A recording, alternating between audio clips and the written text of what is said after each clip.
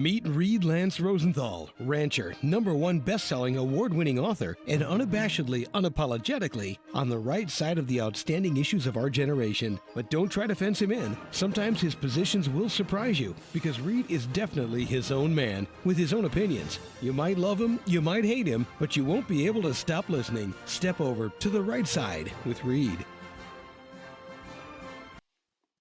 Howdy, listeners and viewers, coast to coast, the Gulf to Canada, and around the globe. Reed Lance Rosenthal on the Right Side Radio and the Cowboys Take. If you're watching my flapping lips on video, and I hope you are. And if you are, please hit subscribe, hit like. It'll help us out. It'll really help us on some big interviews we're trying to bring your way. You know, we're fledgling, and the larger, shall we say, sites kind of get first pick. So your help would be really appreciated.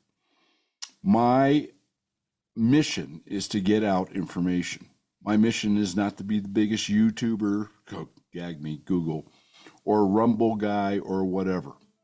And we don't do any advertising. We don't do any of that nonsense. So this is about country. You know, in my life, it's family, country, the ranch, and the land, and the books. And the books have fallen way behind. My apologies to my readers. That's about to catch up. We hope. In any event, today, we're going to go with our new format, which people seem to like. 2 shorter shows a week. This one will probably air Thursday. And then we'll have another one Sunday, Monday. And folks like that. Keep it about 30 minutes, give or take. Some might be a little longer, some a little shorter, but that's the goal. So today we're going to, as I promised last week, we're going to talk about the history of pensions, because that is a big wreck coming at you. And next week, or the next show, I should say, I have to train myself that this is no longer just the weekly AM radio. The next show will be all the problems with pensions that, gee, they're not telling you, so that you can get prepared, you folks out there who are relying on them, because you really don't want to be disappointed, particularly with the, shall we say, upheaval, which is likely coming our way. And we're going to talk a little bit about what's going on in the Carolinas, Kentucky, Tennessee, Florida, Georgia, with this purposefully botched and ignored non-FEMA response. And we have a bunch of videos, more testimonials, a great documentary, only about a half an hour long, on the website under Rat-a-tat-tat, Treason, which is where it belongs, and under the audio bar, and also under family safety, because this could happen to you, this could happen to me, this could happen to anyone, maybe of a different type of disaster, but disasters occur, and sometime in our lives, they're coming at us. There's no way around it. I don't care where you live. And that will be part of the ranch story today, too. And then I'm going to tell you a little bit about what's going on with Kamala Harris and President Cadaver, our friends Harris Biden. So they've been dodging things all over the place, right? She's disavowing any knowledge, any participation in any of Biden's policies. And Biden has been pretty much, since he can rarely talk, been mum. But last week, the dam broke for Biden.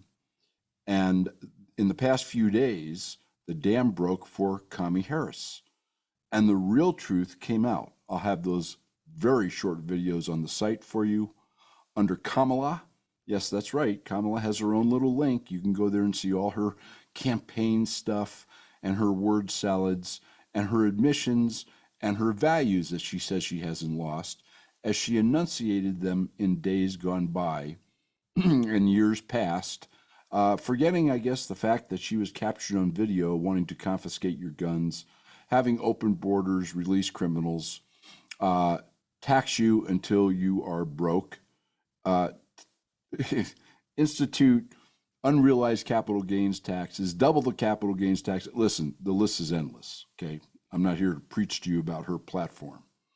But I think the admissions that came out of both her mouth and President Gaddafi's mouth. I use president lightly. The real president is Barack Obama, shooting for his fourth term. I think is telling. It might be one of the only true statements either one of them has uttered in months and months and months, if ever. And we are then going to talk a little bit about, maybe in this show, economics. If not, the show upcoming here in 4 plus or minus days will bring you up to speed on the economic front, because yes, the drumbeat of untruths, either by statement or omission, continues to grow ever louder, and the rat-a-tat-tat of the drumsticks seems to grow ever faster. And then, of course, I'm going to exhort you to get off the couch and get involved in this election. And I want to remind you that our pages, our links, right there on the home page, along with all the other important links. Oh, that's right. I got some updates on the Trump assassination conspiracy attempts too. But most of that is on the website. Once again, Treason, rat-a-tat-tat, the upper right-hand corner of the home page, Trump attempt, and that'll bring you up to speed on all that. I'm not going to hit it real hard in this show, maybe in the future. Also in the upcoming show, we're going to talk about election fraud. There's too much going on. There's too much lawfare, warfare, election fraud stuff going on, tumbling down every day in many states and at the Supreme Court. There's election fraud being unearthed, people getting arrested already. Yeah, in this cleanest election on the planet, folks. Like 2020, the cleanest election that was ever held on the planet by any country or any people, anywhere, anytime, going back to the formation of the earth. All right, we'll go over that next show. So let's get started, shall we? First of all, how about our founder's quote? I'm going to look down for a minute while I call this up. I really like this, particularly with the election stuff coming up that we're going to be talking about, and the other matters that we're going to be talking about, the intentional conservative genocide going on in the Southeast, now getting a little bit better, but only because there was a raucous public outcry and they got exposed. Although now they're trying to dodge, weave, dance on the head of the pin, and lie their way out of it. No surprise, I suppose. So here is the founder's quote. If I can get it up, and I'm not too good on this stuff. Perfect, don't you think? Democracy is 2 wolves and a lamb voting on what to have for lunch. Liberty is a well-armed lamb contesting the vote. Benjamin Franklin.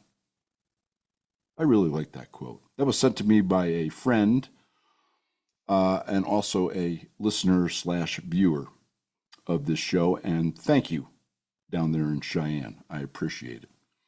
Okay. Before we get started, I want to remind you, and I'm going to really go into this 2 shows from now, again, because this is going to be currency changing, life changing, finance changing, and world changing. It's a big deal. October 22nd is the big annual confab of the BRICs countries. Go back to my show and listen to Project Embers. This was just a few weeks ago, and I've been warning you about this for more than a year. And whether or not they simply tease the announcement of the instigation of a new currency called the unit, backed 40% by gold, or whether they actually do it at this meeting, it's going to send shockwaves across the world, particularly the Western banking system and all sorts of financial aspects of the Western way of life. More on that coming, but keep that date in mind, October 22nd. Be very careful what you are invested in that day, leading up to it and after it. Just be very careful. How's that? Very, very careful. And then you have the flim-flam chaos that's surrounding the upcoming election, which is just about 2 weeks after that. The election, by the way, is only, depending on what day you are watching this or listening on the podcast, is only like 28 days, 27, 26, 25, depending upon which day, away. Excuse me. And it is, it's right here, folks. There's no tomorrow. You better get off the couch. You better get registered if you're not. You better get 10 people registered if they're not. They better each get 10 people registered if they're not, and so on and so forth. And the same for voting. I absolutely implore you to vote early. Think about what happens if some mysterious, potentially man-made weather event happens in your area. You know, like the hurricanes in Florida or the Southeast, particularly in the red areas of those states, on election day, and you can't get to the polls. Or CrowdStrike decides to, update just a little piece of that, whatever magic they do in their programs. And there's another 5-day outage on computers and, electric voting machines. Plugged into the internet, even though they're not supposed to be. Make sure your vote is cast and make sure it's going to get counted. And if you have to vote absentee, I'll tell you again, do not trust the USPS to deliver it. As you'll hear in the next show, and as you heard in 2020 and 2022, lots of ballots from conservative areas get lost, thrown on the side of the road, disappear. Who would have known? Just an accident. Poor postal workers. Their union, of course, endorsed Kamala Harris, one of the few unions, by the way, that has in this cycle. The Teamsters, most of the Teamsters have not, other than the port workers. That strike is now solved, by the way. Well, pretty much solved. And they've negotiated quite the pay increase, 40% plus over a couple years. You think the cost of goods getting to your home is going to go up? But don't worry, inflation, folks, is under control. Don't worry your pretty little heads. All right, let's talk about the ranch story. And the ranch story really goes to what's happening around the United States and the world, even though the mainstream media doesn't like to tell you about the world. They want to keep you focused on Taylor Swift or whatever the fad is at the time. So we have the terrible remnants of Hurricane Helen down there in the Southeast.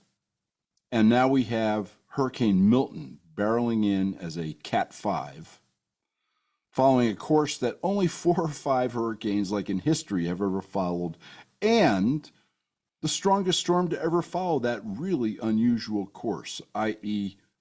east across the Gulf of Mexico rather than west in from the Atlantic. It just so happens that the eye of that hurricane, give or take, is going to pass over CENTCOM, Central Command. Right on the verge of what the Israelis want to do in Iran.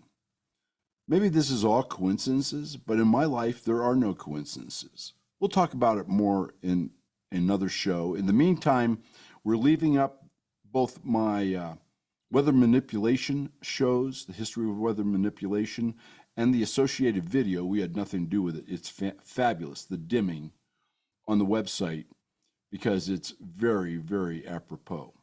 Out in this neck of the woods, we have wildfires everywhere. Now, fortunately, I'm knocking on wood here. Nothing near us, although 2,000 acres of the headquarters ranch burned about 6 weeks ago, maybe 7 weeks ago. It was quite something. Maybe we'll post some pics here on the video sites for you to see. Somewhere, sometime, whether it's a flood or a hurricane or a tornado or a microburst or a windstorm or a hailstorm or a fire, you're going to be affected by a natural disaster. And I think all our hearts go out to all those poor people. I mean, it's just a wreck. Wait till you see the new stuff I've posted and take a look at last week's stuff I've posted. This is on the scene, real life reporting, and real life people seeing their lives wiped out and their loved ones die because of a lack of aid. Because FEMA doesn't have the money, because roughly $1.4 billion, yes, was diverted to illegal aliens for humanitarian reasons, of course. Yeah. So the ranch story is right now it's kind of smoky out here because all the fires around. Once again, thank goodness, nothing in the immediate area here or the upper ranch, nothing up on the Montana place. But it could happen at any moment. I mean, it's so dry in the west that a horseshoe hitting a rock could start a fire. It's that dry. So our hearts go out to all those people that are being affected by Milton now barreling into Florida, by Helen, who left this catastrophic trail across the southeast, and the storms to come, because they won't stop, whether it's this year or next. And I want you to remember that being prepared for a disaster, man-made or natural, one of which or both of which is sure to come your way at some point in your existence, no matter where you live, is the hallmark of somebody who thinks ahead, and the hallmark of an American spirit that doesn't look at the downside, but looks at the upside. I'm going to survive and I'm going to rebuild. And the better prepared you are, the better that whole plan will come out for you, your family, your freedom, and your country. So my ranch story is simply, folks, when you look out the window, if you're in an area where you're fortunate enough to be seeing blue skies and enjoying crisp fall air, and there's no smoke in the air, and there's no winds toppling trees or water rising up to your first floor in your house, thank your lucky stars. And think about those who are less fortunate. And try to avoid as much as possible being placed in the situation they have found themselves. Through no fault of their own, I might add. Really, no fault of their own whatsoever. All right, let's get started, shall we? The history of pensions in the United States. Let's talk about what a pension is first. You have two types, basic types.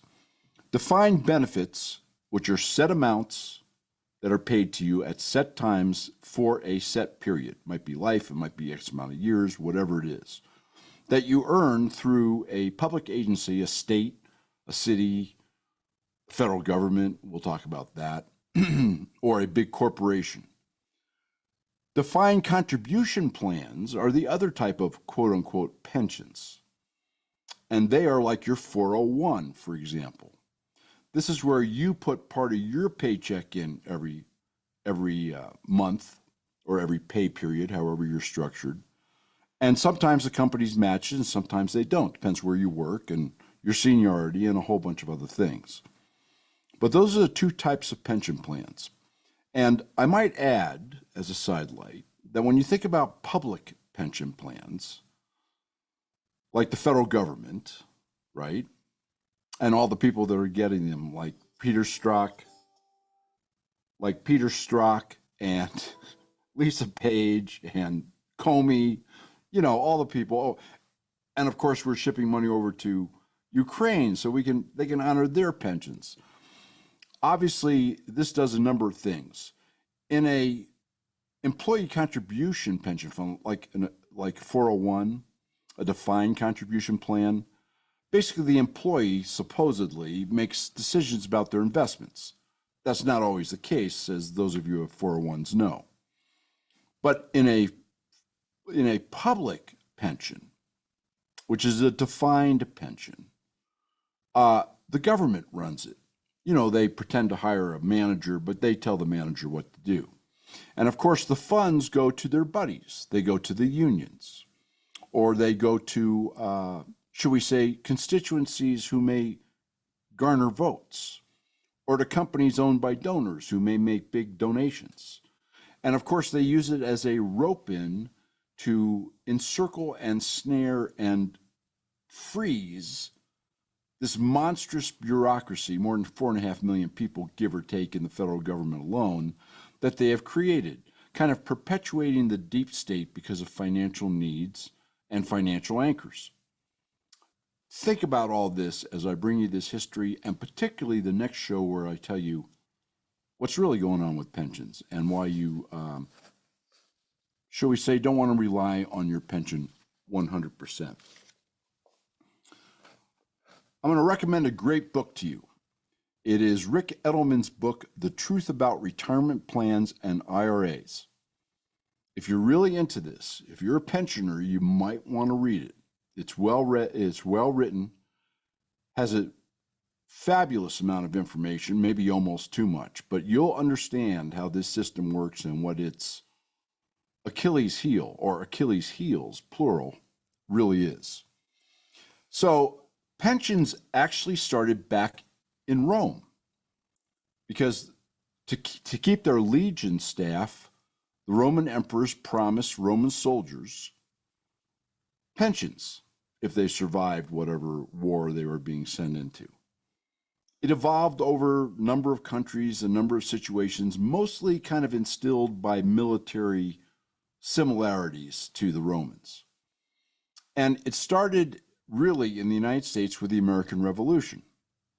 If a soldier survived the war, the Continental Congress would reward them with income for life. And it was offered again in the Civil War. And in every war, by the way, that the United States has unfortunately found itself in, including the ones now, to soldiers. And the concept spread. So in the middle of the 1800s, they really began to take hold. In 1875, the very first corporate pension, American Express, believe it or not, was launched.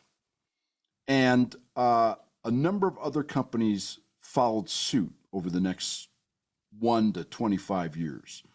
All big names, right? U.S. Steel and let's see what some of the others are. I mean, there's kind of a zillion of them. U.S. Steel and the auto manufacturers and other manufacturing companies. Almost all the names you'd recognize. Now, there was a problem with these pensions, these corporate pensions, these defined benefit pensions. And that is they started to go broke. They couldn't pay their pensioners what was promised to them after, 20, 30 years of employment. And Congress passed a law called the Employee Retirement Income Security Act, ERISA, E-R-I-S-A. You've probably heard of it. And guaranteed pension plans, which are the defined benefit plans paid by companies, public funds, etc., are now guaranteed, of course, by the federal government. And they've even come up with a new agency. Well, they came up with a new agency back then because, government does not get smaller, folks. It gets larger. And these pensions now are guaranteed. Now, where do they get the money? Oh, that's right, the United States taxpayer. So keep in mind, particularly as I talk to you next week about the problems in pensions, keep in mind that if pension funds start going bust, they have a ready pocket to pay for it, right? And it's not the United States government. It is you who funds the United States government.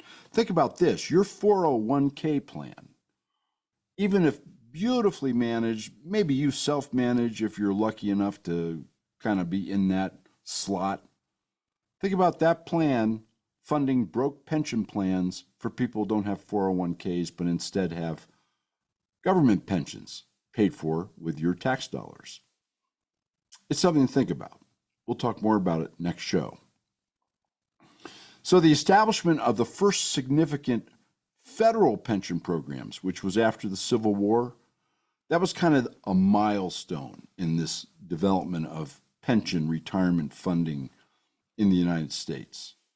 And it took care of disabled veterans, widows, orphans, the whole 9 yards. You can kind of see that carrying forward now into our current kind of social welfare system. New York City was the first to establish their own pension plan. And that was also in the 19th century. And also in the 19th century, private pension plans began to emerge. American Express, as I talked about, some of the other companies, U.S. Steel, Standard Oil, Goodyear Tires, et cetera, ad infinitum. They were costly to these companies, but they became much more attractive when Congress passed another law. And that was called the Revenue Act of 1913. Oh, the same year the Fed was formed. I wonder if there's any correlation there.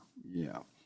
And I think about the same year, isn't it, that the federal income tax amendment to the Constitution was done. I'm sure nobody gave this any thought. It was all coincidence. So the pension plans that kind of had it sprung up, public and private, by the way, this new law gave them tax-exempt status. In other words, the companies that were contributing to pension plans could write it off. Yeah, so it was a tax deduction to give you a pension to keep you roped into the company or the government entity. Pretty interesting. The government entity, of course, doesn't pay taxes. It just collects taxes. But you get the idea. Then it comes 1929. You got the big crash, the Great Depression, all that kind of unfun stuff. And it pretty much highlighted and underlined all the inadequacies in these two systems, the corporate defined plan and the government defined plans that had sprung up. So FDR, our first kind of socialist president in a lot of respects, and our second progressive president after Woodrow Wilson, who was around in, 1913, he introduced Social Security. Yep, that's when it started. And he introduced Social Security because there were lots of starving people. Folks had not prepared. Their pensions or whatever they had gone under, or their farms had failed during the Depression, and they had no way of funding kind of old age in any kind of dignity or any kind of subsistence manner whatsoever. So Social Security was established to provide kind of a final safety net for elder Americans who had paid into the system, i.e. worked. Well, that's fine and dandy. We know what the problems with Social Security are today, and we know that the government has raided the Social Security Trust Fund to pretend to balance the budget back in Bill Clinton's days and for all sorts of escapades, or should we say miscapades, currently, including armed intervention in other countries and suspect foreign aid to friends here, there, yither, and yon, some of which seems to have come back to the current quote-unquote president, acting president, and his son and their family in various ways. After the war, so 1940s to 1960s, let's say, that was a period of unprecedented growth and sophistication, by the way, in the U.S. pension system. Big evolution. The labor market was growing rapidly. Unions were robust. Industrial expansion was like off the charts. It was, I think, about 10%, 12% GDP, if you can imagine that. Just try and imagine that. The Internal Revenue Act of 1942, they propelled this whole pension trend by offering tax deductions not only to the companies that were making pension contributions, like the former law, but also to the employees who were taking those pensions. Obviously, that caused everything to explode. And basically, this era pretty much favored defined benefit plans, such as the pension fund's pension plan, as one example. It guaranteed retirees a specific monthly payment. It was basically tax-free, and it became a cornerstone of the American retirement framework, and in fact, the economy, and employment, and retaining employees. And then in the 1970s through the 2000s, big changes, right? Everything always changes. So employers began struggling to kind of properly maintain and fund the pension plans. Oh, we're going to talk about that next week because you ain't heard nothing yet. And this led to kind of late 20th century, 1980, 1990, etc., a big pivot away from a defined plan, right? Your pension, you get it every month, it's a set amount, et cetera, to the contributory plans, the other type of pensions, which were also made tax-free at that time to kind of spur that change and get the weight off the pension system, which was starting to drag it down. And this began the transfer of retirement responsibilities away from capitalist America and into the hands of employees. And it also created great wealth for the fund managers, didn't it? Yeah. BlackRock and State Street, Vanguard, and all the others, Fidelity. Okay. It's all kind of a scratch your back plan, folks. And you're on the bottom tier, and they really don't care. More on that next show. Many workers are obviously unable to prepare or unwilling to prepare for their own retirement. So this was sold to everybody as, oh, this is so good for you, you have no idea. And here we are today, which we'll talk about here in a few days. At American Express, going back to 1875, the pension plan applied to workers who had been with the company for 20 years, had reached the age of 60, had been recommended by retirement by a manager, and been approved by a committee, along with the board of directors to get this rest of your life pension. That's become loosey-goosey. Just about everybody's entitled to, if you're in the public sector, and some corporations, your defined benefit plan, your pension. And everybody, just about everywhere, can go into their 401k or similar type contributory plan. If you're lucky, your employer matches all or a portion of your monthly take out of your salary and into the 401k. Interestingly, manufacturing companies were the very last to adopt all these different structures. Number one, the defined plan. Number two, the contributory plan. And in the 1940s, labor unions had become really interested in pension plans, and they tried to push for increases, increase their pull, increase their membership, increase the dues so the guys at the top could get a little bit, wealthier. And that has since kind of reached stasis. We'll see how this election goes to see where it goes from the current stasis and kind of diminished stature it had back then. One can only hope, right? And the government interventions that I've talked about, ERISA, right? The agency that was formed by the United States government to guarantee pensions. And listen, folks, there's trillions and trillions of dollars in pensions. There's only one way to guarantee it: print money or tax or a combination of the two. Don't you think they got the money sitting around to guarantee your pension, okay?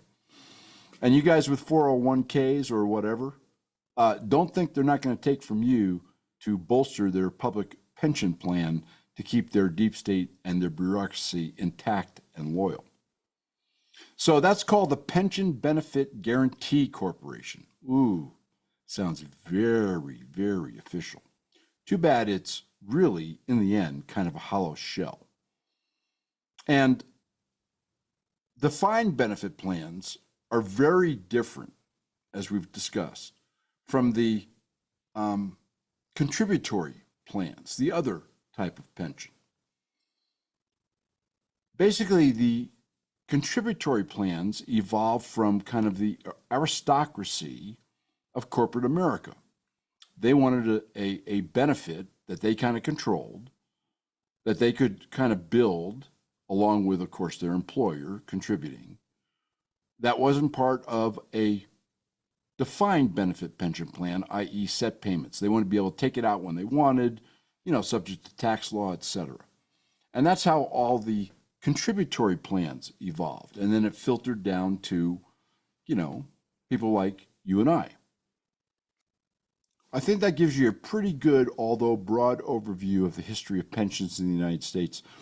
One interesting sidelight, there's a number of states that do not tax income from any retirement plan, pensions, contributory plans like the 401k, and just to run them down for you, because I'm sure some of you might think this is important, particularly if you're thinking about moving.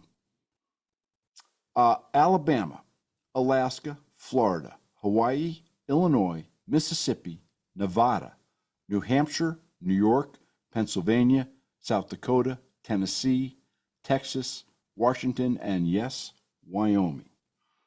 Think about that as you kind of plan your retirement years.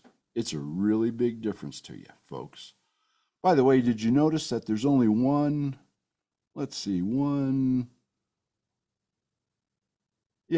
three blue states, and one kind of purple state and everything else is red? I don't think that's a coincidence either. All right, let's talk about what's been happening down here, or not happening is really more apropos, in the aftermath of Hurricane Helene. So Milton slamming into Florida right now is all part of this story, particularly since somehow magically it's going to kind of knock out CENTCOM, which the Israelis need to launch their Iran offensive, which wouldn't be good for the election. I'm just pointing that out, of course. And this is the second Category 5 to hit Florida in 2 weeks. Pretty unusual circumstance. And pretty unusual the way they strengthen as they come on shore.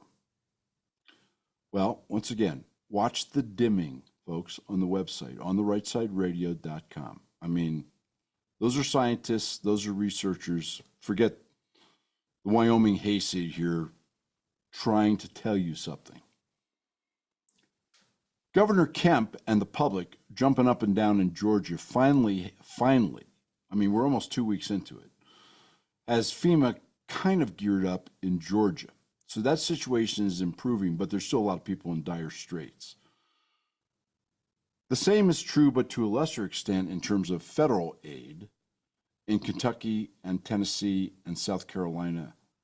In Florida, as usual, Governor DeSantis has taken the bull by the horns, and what the feds aren't doing, the state is doing, and they are really well prepared for Milton.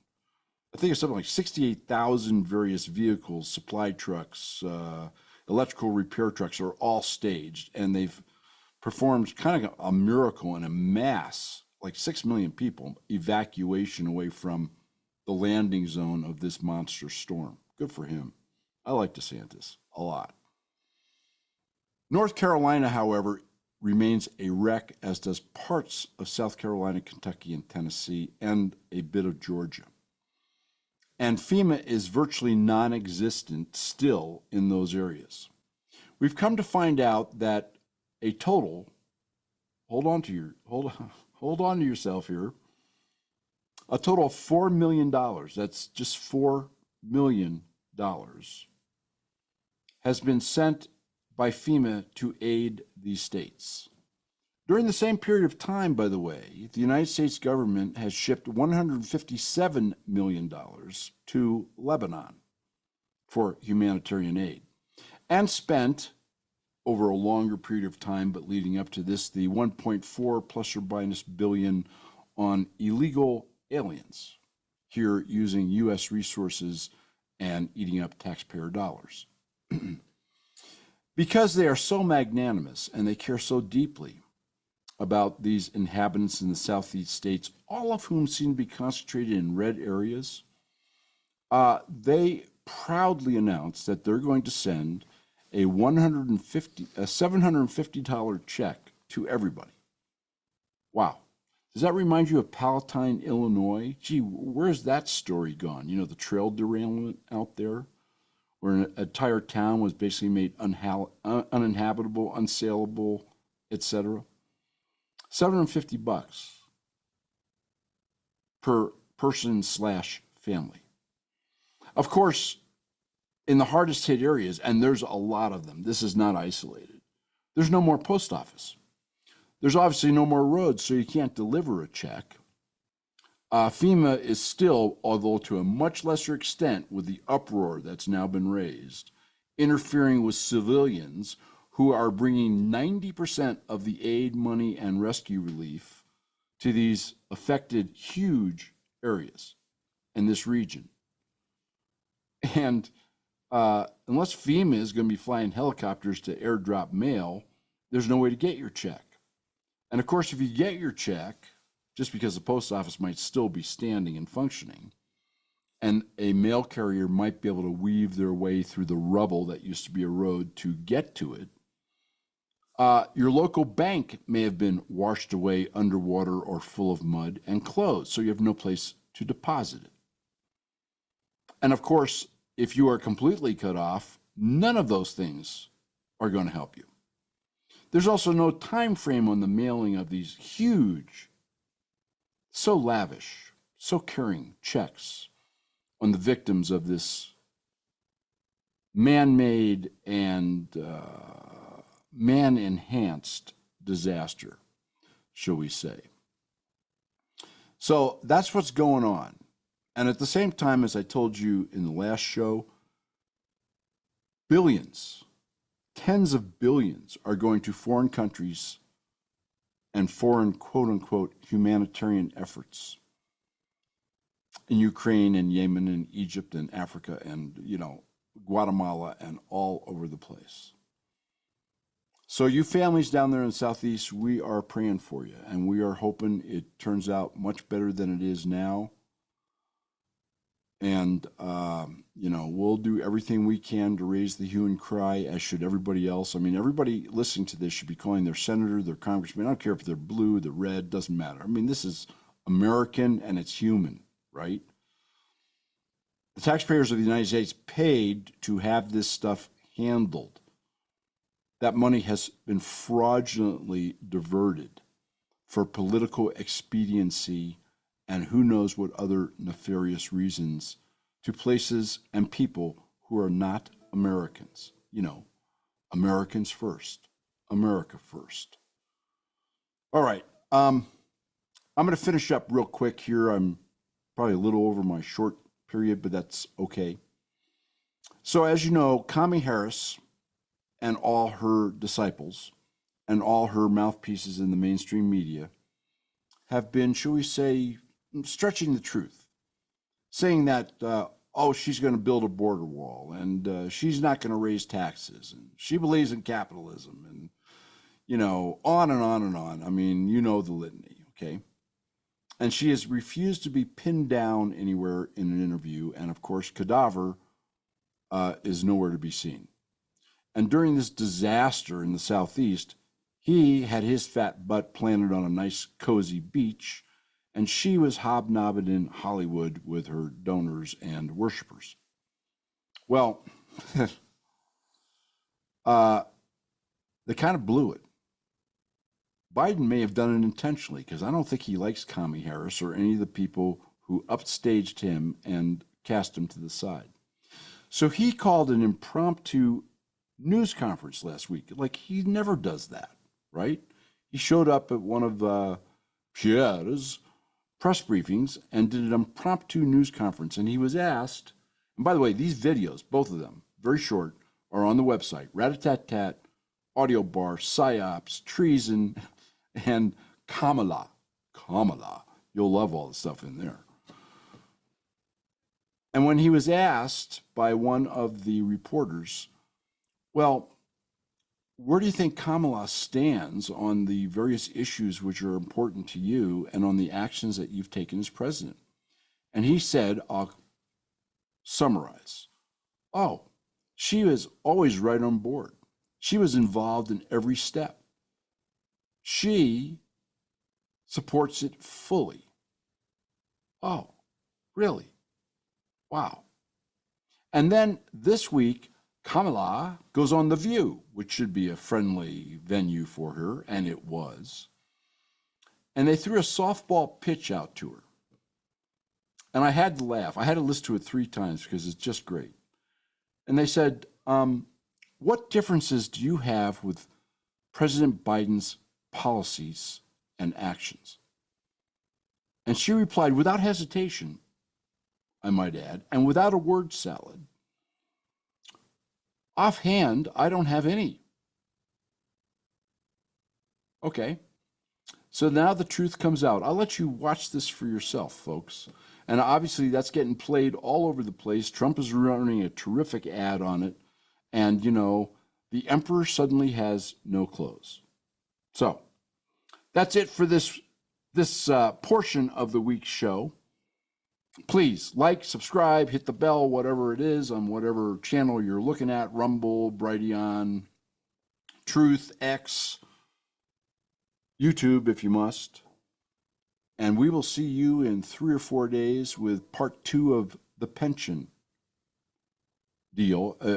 In this case, the problems with the pension deal that they're not telling you about. And the election fraud cesspool, which is bubbling across the country right now, that also is being, shall we say, ignored, I'll be nice, by the mainstream media. This is Reed Lance Rosenthal on the Right Side Radio and the Cowboys Take. Keep the wind at your back. We'll talk to you in just a few days.